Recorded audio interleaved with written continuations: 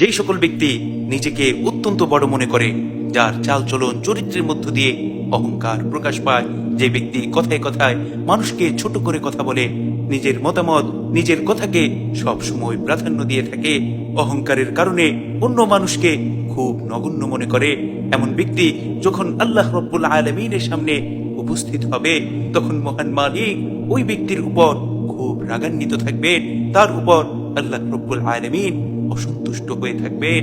নাউযুবিল্লাহ, নাউযুবিল্লাহ। এ সম্পর্কে আদাবুল মুফরাদের 551 নম্বর হাদিস, এছাড়াও আবু দাউদ এবং মুস্তাদরাক হাকিমে এই হাদিসটি বর্ণিত হয়েছে।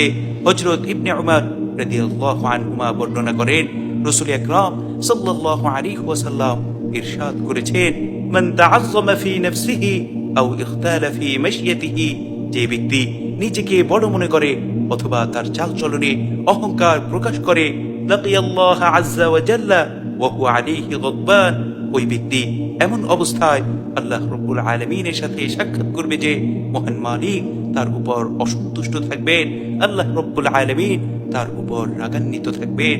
নাউযুবিল্লাহ, নাউযুবিল্লাহ।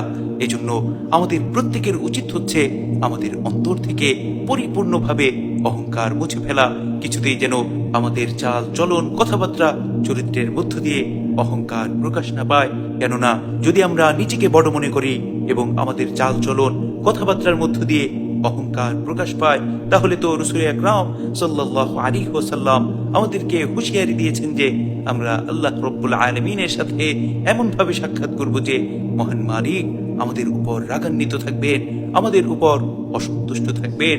আর আল্লাহ রব্বুল আলামিন যদি আমাদের উপর অসন্তুষ্ট থাকে, তাহলে তো আমাদের কোনো নিস্তার নেই, আমরা তো বিনাশ হয়ে যাব। মহান মালিক আমাদের প্রত্যেককে অহংকার মুক্ত জীবনযাপন করার তৌফিক দান করুন। আমিন।